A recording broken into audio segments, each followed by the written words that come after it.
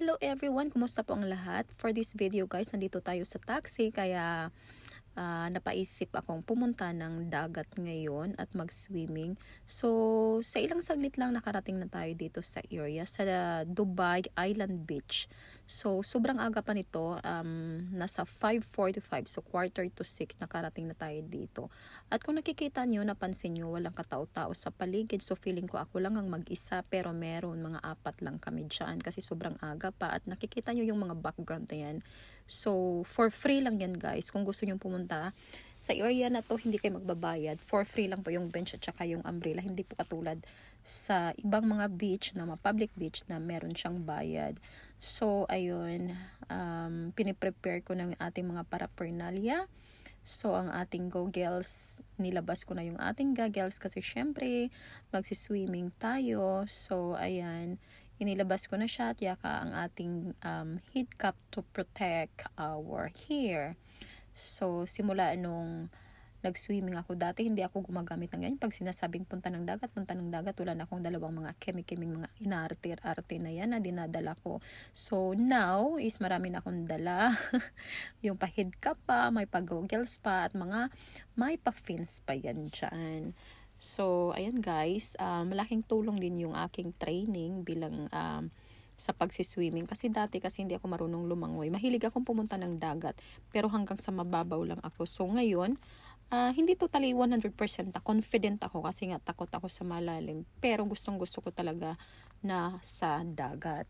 So, ito na, nakapag-prepare na tayo dito guys. At saka inilabas ko na yung ating fins. So, ang kagandahan sa fins kasi guys, pag nagsustroke ka, is mabilis yung pag-usad mo, yung paglangoy mo at hindi ka masyadong pagod. So, one of the reason also is gusto ko rin siyang part of exercise. Mas maganda mag-exercise dito sa dagat kasi hindi mo mapapansin, nag-enjoy ka pa, kakalangoy at nag-exercise ka pa. So, yun ang kagandahan pag mag-swimming ka. So, ayun na guys. So, meron tayo ditong inilabas ng ating balloons. Kasi nga ako lang mag-isa, sinasabi ko ng ulit-ulit. So, kailangan safety first. Kasi nga, wala pa akong nakikitang lifeguard sa mga oras na ito. Kasi nga, sa sobrang aga pa.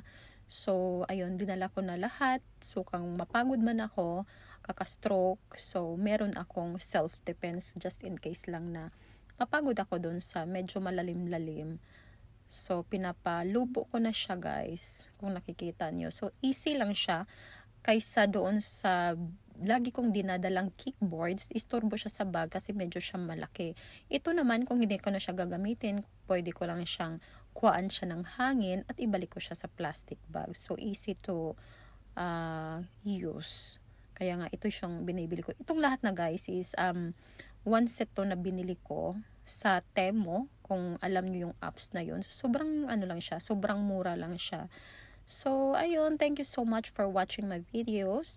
And don't forget to click likes, comments, subscribes, at don't forget to click the notifications bell para ma-notify kayo pag meron tayong mga bagong videos na i-upload. So, see you guys, and thank you so much for watching. God bless you, and have a good day to all. Bye!